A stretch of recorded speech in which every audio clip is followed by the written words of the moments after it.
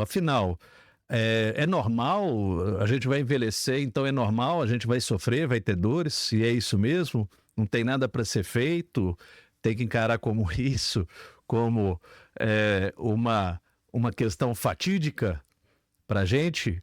Então fica essa questão, né? Ah, você está com muita dor, uma pessoa de 70 anos, 75, é normal, isso aí é coisa da idade mesmo. Ah, ficou velho, é isso aí mesmo. A gente tem que jogar do alto da montanha, jogar no poço de piche, porque essas coisas são normais, são naturais. E aí, o que vocês acham? A dor faz parte do envelhecer? É isso mesmo? É normal, a gente vai envelhecer e no envelhecer a gente vai ter que sofrer de dores e outras coisitas más? Qual que é a opinião de você? Gente, claro que não é normal. Dor não é, nunca vai ser normal. E é isso que nós vamos falar aqui rapidinho, uma live bem enxuta, bem rápida, direto ao ponto, sem muito trololó, para a gente discutir e conversar sobre como que vem, de onde vem esse pensamento de que a dor faz parte do envelhecer. Primeiro, o que que a gente tem que pensar? Ok, o que que muda com o envelhecimento? O que que é diferente à medida que a gente vai envelhecer? É claro que a gente sabe que muitas coisas vão ser diferentes, a gente sabe que nossa performance metabólica, nossa performance física, a Marluce falou assim, envelhecer é normal, mas a dor não pode existir. Exatamente. Então, uma das coisas que acontece primeiro é o próprio desgaste natural. Eu sempre brinco que quanto mais tempo na guerra, mais cicatriz de batalha. Então, é muito natural, mesmo pessoas acima de 60 anos, que a gente não tenha dores, a gente fazer algum exame por algum motivo e a gente descobrir uma lesão, um desgaste natural da cartilagem, um desgaste natural da força óssea. Então, isso é uma coisa que realmente muda de uma forma natural, com o envelhecimento. Seguinte fator, declínio hormonal. O hormônio é vida, gente. O hormônio, ele é a substância responsável pela comunicação e ativação de todos os nossos processos metabólicos.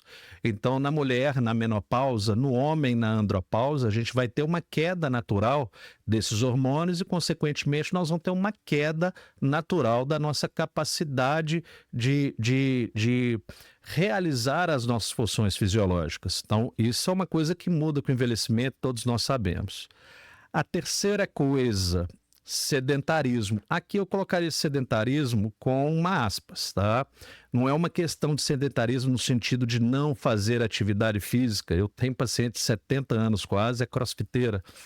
No sentido de que normalmente, a partir dos 60 anos, a gente naturalmente vai diminuindo a nossa atividade física. Quando a gente anda, os próprios parentes, nós mesmos, com nossos familiares, nossos pais, nossos avós, ficamos mais preocupados, queremos que eles não se esforcem mais. Isso, inclusive, é uma luta que eu tenho, às vezes, no consultório, quando vai um paciente idoso e a família fala, ah, mas não para quieto. Que bom que não para quieto. Que bom que quer mexer, isso é importante. A gente não pode ficar limitando os nossos idosos. Idade não é doença. Claro, devemos ter cuidados, claro, devemos ter atenção, porque os riscos numa queda, de se machucarem maiores, mas o idoso, ele não é sinônimo de uma pessoa doente. Então, ele pode e deve manter um mínimo de atividade. Então, muito cuidado, a gente querendo, às vezes, ajudar, cuidar melhor dos nossos idosos, a gente ficar limitando o nível de atividade deles. A gente tem que deixar eles fazerem as coisas, mexer com o jardim, subir escada, descer escada, ir na padaria. Idoso não é sinônimo de doente. Pode e deve fazer muita atividade. Então, esse sedentarismo, entre aspas, né? O quarto fator é comum. A partir dos 55, 60 anos, a gente já tem uma inflamação de baixo grau vindo de vários fatores, desde alterações na nosso próprio DNA, né, que a gente chama de senescência celular, o envelhecimento celular, surgimento de outras condições crônicas, dificuldade, como a gente falou, do declínio hormonal, por exemplo, na insulina, a gente começa a ter mais resistência à insulina. Então, essa inflamação crônica de baixo grau, ela é muito comum de ter, embora todos esses 4 fatores a gente tem como trabalhar. O desgaste natural, manter um nível de atividade é importante, porque se a gente não dá um desafio para o corpo, ele fica bobo, ele fica fraco, ele fica fragilizado. Então, é uma forma da gente melhorar, né? Alimentação, então uma dieta rica em proteínas, rica em vitaminas e minerais essenciais, tudo isso vai diminuir o desgaste natural, o impacto que isso vai dar à medida que a gente vai envelhecendo. Marlu, você falou aqui, idoso precisa ter uma vida ativa, sempre, claro, todos nós. E não muda basicamente nada com relação à idade, né? O sedentarismo, aquele que a gente falou, deixar o idoso, mais do que deixar, estimular movimento. Movimento é vida para todos nós. Para o idoso, então, assim, é fundamental para uma qualidade de vida e para manter a capacidade de performance física e mental. E com a inflamação de crônico baixo grau, a gente tem uma série de coisas que a gente pode fazer, começando, como quase tudo nas doenças crônicas, pela boca. Alimentação, uma alimentação mais anti-inflamatória, com menos alimentos ultraprocessados, né? Eu sou muito contra qualquer tipo de terrorismo alimentar, porque isso transforma nossa relação com os alimentos de uma forma muito negativa. Então a gente tem que tomar um cuidado quando, principalmente médico, nutricionista, fisioterapeutas, profissionais de saúde vão falar de alimentação, nós temos que tomar um cuidado muito grande para a gente não transformar o relacionamento com o alimento, com os nossos alimentos, e uma coisa doentia, uma coisa patológica. Todos nós sabemos que o açúcar em excesso faz mal, fritura em excesso faz mal, o alimento processado faz mal, mas a gente deve evitar o terrorismo alimentar para a gente não transformar num relacionamento doentio, patológico com os nossos alimentos. Então, ok, se isso muda com o envelhecimento, fica a pergunta, então é normal ter dores? E aí, quem que é do time aqui que acha que é normal, quem que é do time que acha que não é normal? Nós já falamos, gente, dor nunca vai ser normal. A dor não pode ser encarado como um processo próprio do envelhecimento e que é um sofrimento em que essa pessoa que está chegando com uma idade mais avançada deve passar. Isso é um absurdo terrível. Mais do que um absurdo, é uma maldade terrível com os nossos idosos, né? Então, nunca, gente, nunca vai ser normal ter dores em faixa etária nenhuma. Embora, por conta dessas alterações, seja mais fácil a gente encontrar dores à medida que a gente vai envelhecendo. No fato, a estatística mostra que a partir dos 50 anos, eu tenho de 30% a 50% das pessoas que sofrem ou já sofreram de alguma dor que incomoda, que atrapalha, que dificulta os afazeres do dia a dia. Quando a gente passa para mais de 70 anos, isso já aumenta para 70%. E por que isso? Por conta dessas alterações. Mas por a gente ter as alterações e isso ser normal, então a gente encontrar dores, não significa que a gente não deva fazer nada para melhorar a qualidade de vida dessa pessoa. Sempre, né? Então, por que as pessoas, Daniel, já que você falou que dor nunca é normal e que a dor não pode ser encarada como normal no envelhecimento, por que muitas pessoas associam dor ao envelhecimento? A Sociedade Brasileira de Geriatria, a Sociedade Brasileira de Dor, a Sociedade Brasileira de Ortopedia, discutem muito isso. E são vários fatores que dão um livro enorme. Eu resumo em 4 fatores principais que explicam por que a gente, como sociedade, encara ou pensa ser normal a dor ser uma situação normal do envelhecimento. O primeiro fator são os fatores acumulativos. Como assim os fatores acumulativos? Como eu disse, quanto mais tempo na guerra, mais cicatriz de batalha. Então é lógico que uma pessoa que já viveu mais tempo, ela tem a possibilidade de ter tido mais lesões, mais alterações que causem incômodo, que causem dor, que diminui a performance, que diminui a musculatura. Então, esses fatores acumulativos, eles existem, mas não quer dizer que vai afetar a todas as pessoas idosas. Segundo fator, crença limitante.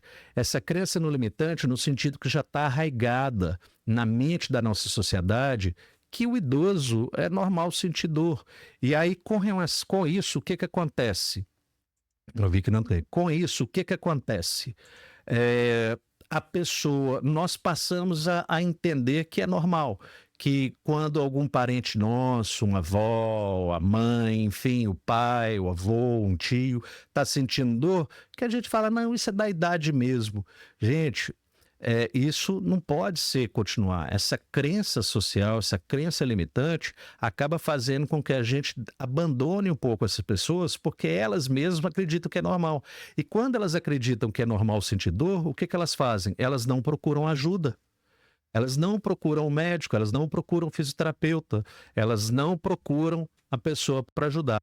Dizem que a idade do condor ali é a idade do condor, qualquer a idade do papagaio, a idade do gavião e a idade do condor. Exato. A própria piada é uma forma da gente estimular essa crença de que seja normal.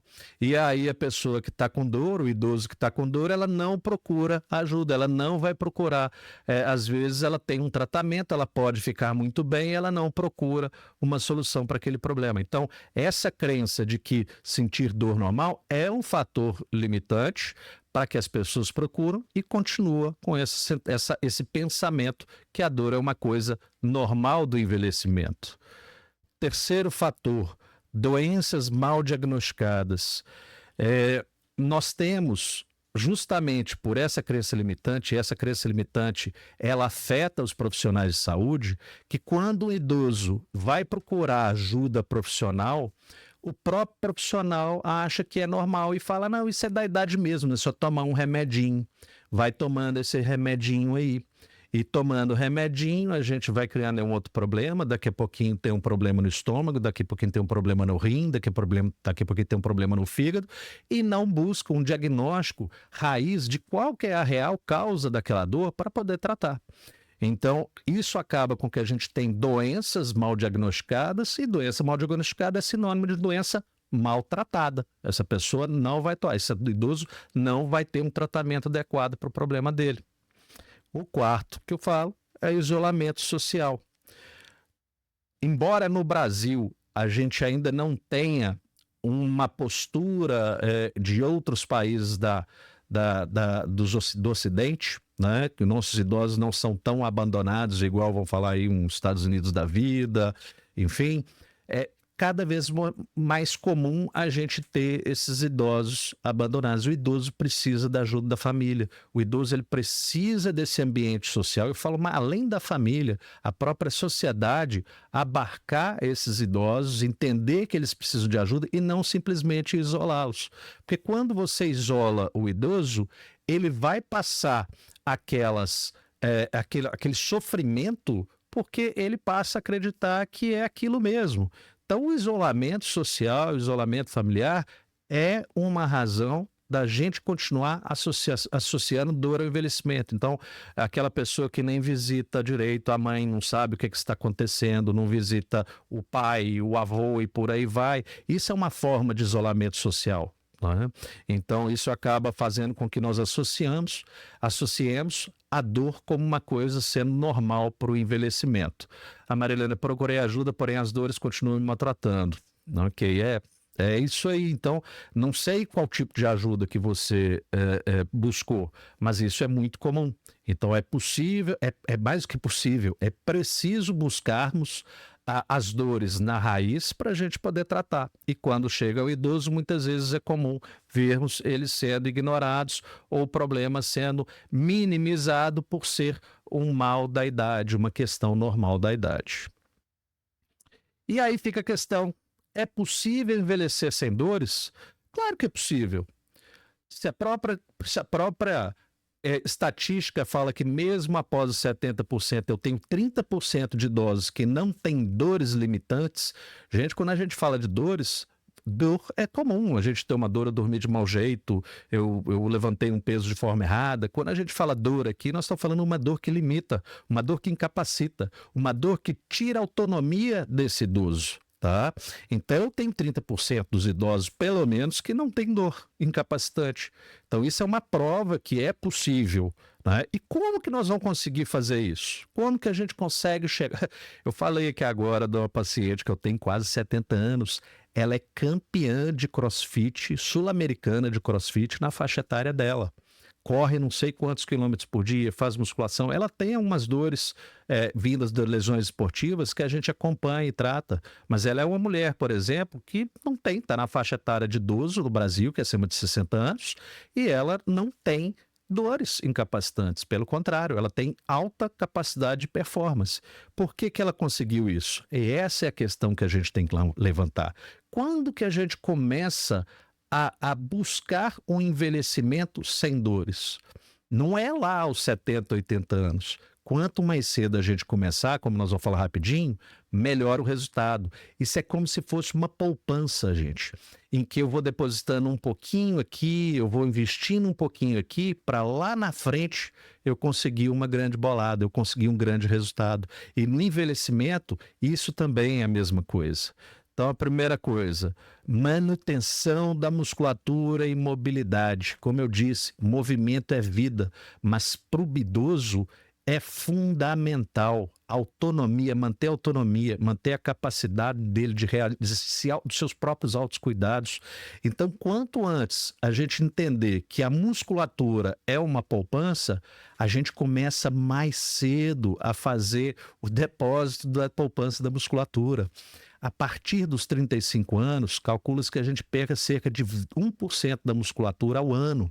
Então, fazer exercícios de resistência como musculação, pilates, natação, é essa poupança em que a gente vai depositar ali os exercícios e a gente ganha muita coisa agora. Claro, a gente ganha própria capacidade de performance aqui, manutenção da saúde geral, mas mais do que isso, é um depósito mais para o futuro, tá?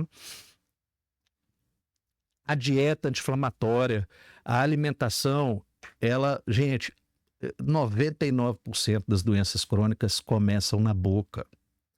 Nosso corpo, tirando o oxigênio que vem da respiração, tudo entra para o nosso corpo, tudo que constitui o nosso corpo vem da boca. Então, esse combustível, esses produtos de construção do nosso corpo que nós vamos colocar pela boca fazem muita diferença.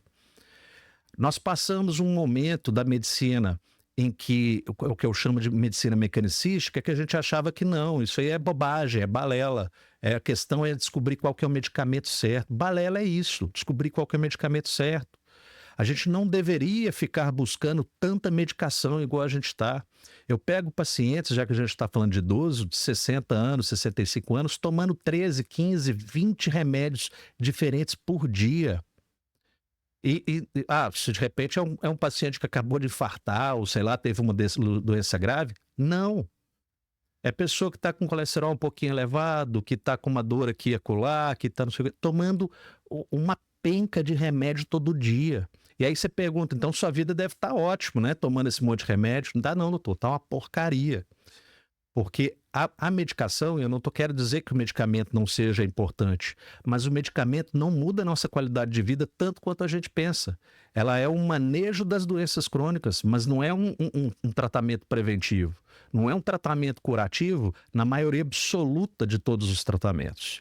Então, quanto mais a gente absorver que a alimentação é extremamente importante para a nossa saúde, quanto antes a gente modificar nossos hábitos, melhor o nosso resultado ali na frente. Suplementação. A questão de suplemento eu concordo que é um pouco controverso. Tem gente que defende que a gente, a partir de 50, 55 anos, dificilmente nós vamos manter um ritmo de saúde e qualidade de vida sem suplemento. Tem gente que acha que a gente deve receber tudo da dieta. Eu acho que depende muito de cada pessoa, mas a verdade é que nosso intestino está cada vez mais doente. Nós temos cada vez menos capacidade de absorver vários elementos desses cruciais pela alimentação. Então, eu não tenho nenhum problema em usar suplementos e prescrever suplementos nos pacientes, principalmente acima de 50, 55 anos, quando eu vejo que há essa necessidade. Eu não vou ficar esperando uma B12 virar uma anemia perniciosa para falar, agora é doença, eu vou tratar. Isso é estupidez, isso é um absurdo. Né? E nem sempre é uma questão de simplesmente suplementar. Mas se a gente conseguiu, se a gente buscou melhorar a dieta, buscar os elementos que a gente vê nos exames, no exame clínico dessa pessoa que a gente não consegue melhorar com dieta, vou sim para o suplemento, E se for mais velho, eu vou parenteral, eu vou pela veia. Eu não vou passar um ferro que vai durar aí para subir uma ferritina de 16, 17 para subir aí para uns 70 pelo menos, esperar um ano, não. Vou passar venoso, sim. A diferença é gritante para o paciente, para a saúde geral, principalmente dos idosos.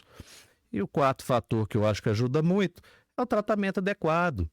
As lesões crônicas, as lesões degenerativas, as doenças crônicas, a gente sabe que elas não têm cura no sentido de que eu vou tomar um medicamento e ela vai curar.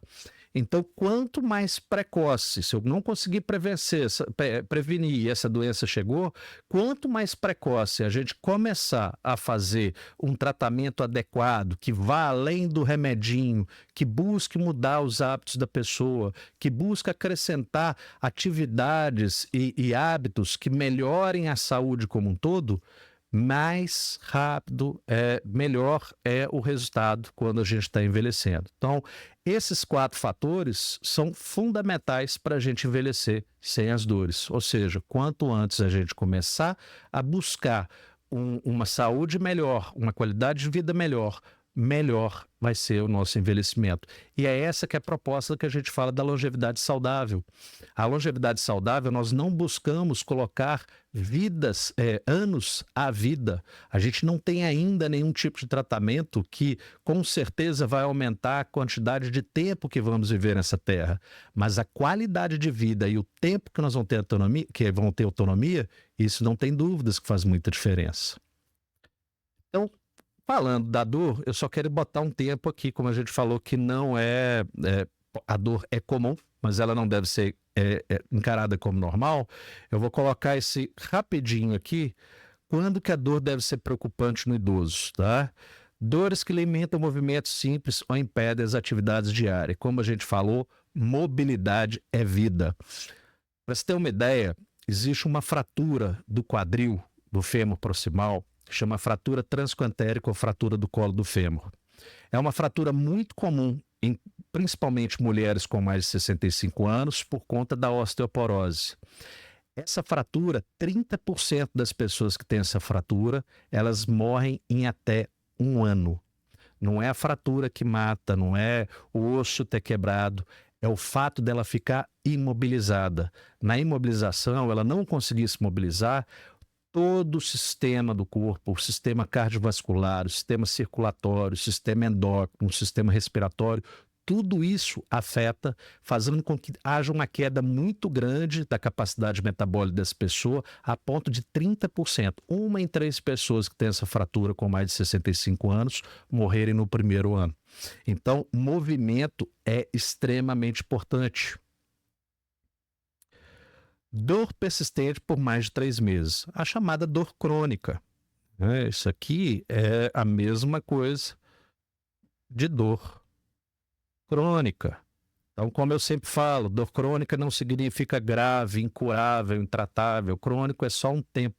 Por que a gente preocupa com dor que persiste por mais de 3 meses? Porque qualquer lesão, basicamente, no corpo, em até 3 meses tem capacidade de cicatrizar. Se essa dor está persistindo por mais de 3 meses, ela deve ser avaliada. Então, uma dor crônica, ela deve ser avaliada por um médico. Dores associadas a outros sintomas como febre, fraqueza ou perda de peso. É claro, aí nós estamos pensando em outras doenças consumptivas, tumores, doenças infecciosas, são doenças que podem interromper a vida dessa pessoa, então daí a gravidade. Então uma pessoa que tem uma dor, que está, olha, eu estou com, além da dor, eu estou com alteração, estou com mal-estar, eu estou com fraqueza, me sentindo fraco, eu perdi muito peso em pouco tempo, essas dores devem ser avaliadas imediatamente, tá? E a última aqui, dor nas costas. Fica uma interrogação, porque como eu falei, dor nas costas é comum. A gente dormir de mau jeito, pegou um peso de mau jeito e sentiu uma dor. Mas no idoso nós temos que tomar um cuidado por 2 motivos. Primeiro, porque a coluna é um ponto em que pode ter muitas dores, as chamadas metástases, que são quando os tumores se espalham pelo corpo. A coluna é um dos lugares que é comum de ter. Então, o paciente que tem mesmo quando não tem mais idoso, que tem uma dor nas costas, que não tem uma explicação, mesmo se ele não tiver febre, fraqueza ou perda de peso, eu costumo pedir um exame de imagem, tá? A osteoporose também é comum você ter microfraturas e aí você ter dores. Então, quando o idoso tem dor nas costas, a gente tem que tomar um cuidado maior. Não é a mesma abordagem de quando eu tenho um jovem de 35 anos com dor nas costas, ok? Então, a mensagem final que eu queria colocar aqui nessa live bem rapidinha é que a dor, embora ela seja uma consequência, ela pode vir de ser consequência de alterações naturais do envelhecimento, ela jamais pode ser considerada normal, ela jamais pode ser considerada como uma coisa do envelhecimento e que a pessoa que sofre tem que conviver com isso, e que com os cuidados certos é possível sim envelhecer de uma forma melhor, envelhecer com mais saúde, sem dor ou pelo menos com menos dor e com melhor qualidade de vida.